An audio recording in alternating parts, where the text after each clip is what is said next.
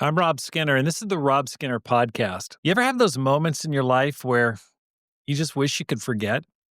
Those memories that even now they create kind of a cringe effect when you think about it. Those times that you just wish just had never happened, or those events in your life that remind you that only God is perfect. I sure have. I've had a ton of them. And that's what I'm going to be talking about today on this episode of the Rob Skinner Podcast.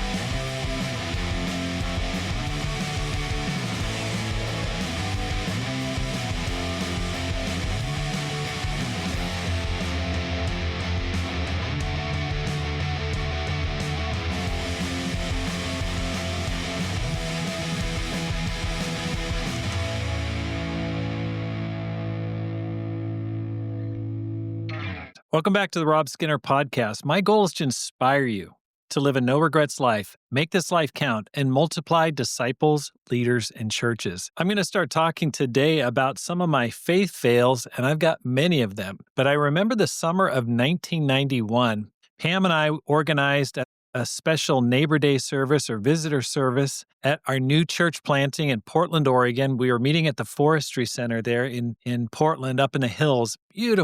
Beautiful building, and it was surrounded by glass. So you met in the place. It probably held 200. And this Sunday was particularly busy because we've been working hard, just sharing our faith with lots of people. So a lot of people had come out, and everyone's really thrilled about it. But you could see there's just glass windows looking all around. So it's just gorgeous. And if you've ever been to Portland, it's incredibly green and forested. But I was preaching this lesson, and it was a hardline gospel lesson. My second point was just how messed up this world was. And I was just talking about all the sin that's in the world and how things are terrible. Right then, a guy straight down the aisle on the left stands up, and he just stands up, and he's tall. He's probably like 6'6", maybe 6'7", about 250 pounds, really imposing person. I'm just kind of staring at him as I'm talking, and he walks toward me, and he stands right in front of the podium. And I'm like, okay, this is odd, but I don't say anything. And so then out of the corner of my eye, I look over to the left, and there's an emergency door on the left, and a man pokes his head through. It's a security guard, and he points to the man, and he starts going like this. He says, "Sir, would you mind coming with me?" And just out of a 70s cop show, this guy is standing in front of me. He goes, "I ain't going nowhere, man." I'm just like going, oh no. So he's yelling at this guy over here on this side. And then I'm like, okay, at that point I stopped talking, and my sermon was over at that point. And I'm just watching this interaction between these two guys. The security guard is over at the door trying to talk this guy down. The guy in front of me is completely agitated, and all eyes are focused on this situation developing in front of the church podium. And then the security guard says, "Hey, sir, is there anything I can get for you?" And the guy goes, "Yeah, I need a cigarette." And I'm just thinking to myself, oh man, this is church. No one smokes. Right then about 6 or 7 people in the audience raised their hand. "I got cigarettes." And I thought, oh my gosh, write down their names. And he gets a cigarette. And then I hear my wife whispering. Pam's up in the front row next to our intern named Brian. And she leans over to Brian and she says, "Brian, tell him he can't smoke in here. This is a non-smoking building." I wanted to yell at her like, honey, not the time. Who cares about the smoking? Bigger issues here. And so this is going on. It seemed like 5 minutes, but maybe it was more like 2 to 3 minutes. And just the guy's not moving, sitting there smoking a cigarette in front of me. Security guards making small talk with him. And then all of a sudden, through the back of the building, you can see outside, I see 3 or 4 police cars pull up to the back of the building. And then the back doors open up, and 3 or 4 policemen come walking up the front aisle, grab this guy. He doesn't resist thankfully, handcuffs him, and takes him back out the back door. And I see the police cars drive out the back. At that point, I'm like, okay, what do I do here? So I just launch into my third point. I just kind of finish up talking about how this world is messed up. And I finish up my third point, preach the lesson. And as people are, finished, as I finish my sermon and we're having fellowship afterwards, I'm talking to people, and people are like, "Wow, that was an amazing skit you just had. That was really powerful." People thought that it was a staged event because it was like nestled right in this whole point about how messed up this world was, how sin has just captured people. And so people are like, wow, that was interesting. So, I mean, not everybody, but some people thought that I had staged the whole thing to try to illustrate my sermon. I'm like, no, that was real. And then I walked over to the guy who had brought that guest to our church and I said, hey, what was that? What happened? And he shared what happened. And what had happened is this was a man who'd been invited in downtown Portland on the parks called the Park Street Blocks, which is right in the central area. And so he'd been brought to church. He was just, had some mental health issues, I'm sure, and some other issues going on. But he'd come to church.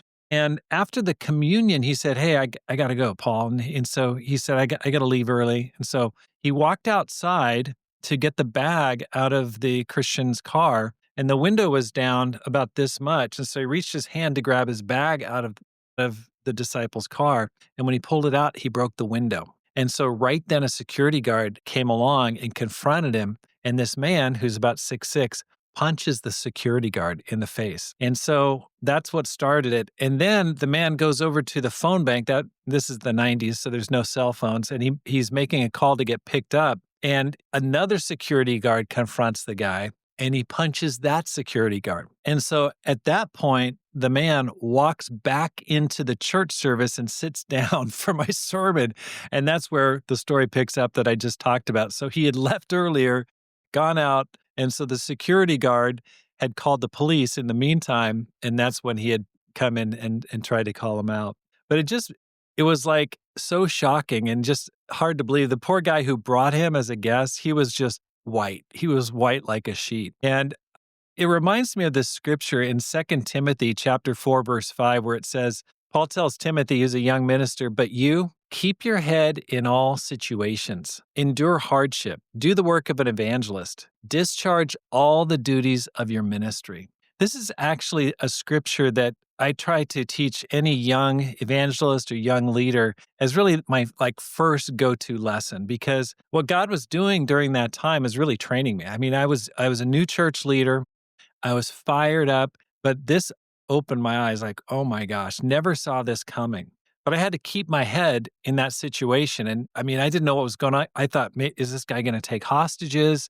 Does he have a gun? Does he have a knife? I mean, anything could happen. But I just kind of just sat there and just was quiet. And luckily it got resolved. But there's so many things in life, in the ministry, in your personal outreach that are just so surprising. They hit you from places you never saw them happening. And the scripture says, keep your head in all situations. And especially if you aspire to leadership, you're going to run into situations that you never saw coming, that you weren't prepared for. But that's when you just need to stop, calm down, keep your head, endure the hardship, just keep doing the work of an evangelist and keep going.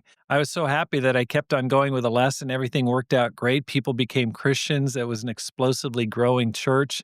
That summer, we saw 6 baptisms in one day, one night, up on the pool at the top of my apartment complex. But you've got to keep your head. You can't freak out. You can't just lose it. You just got to keep going, even in difficult situations. And so ask yourself today, how do you do when you hit the unexpected? Are you able to keep going or do you freak out? It's really important. Keep your head in all circumstances. Thanks for listening. Here's how you can help the program. First of all, let your friends know about the podcast. Share it with them. Let them know about it. Send them a link. You can also read one of my books. And I just wrote a book called The 10X Christian. And that's a great book on just how to grow as a Christian, how to bring Jesus back 10 times what he gave you, if that's possible. Because my goal is to inspire you to make this life count, live a no regrets life, and multiply disciples, leaders, and churches. Have a great day and make this life count.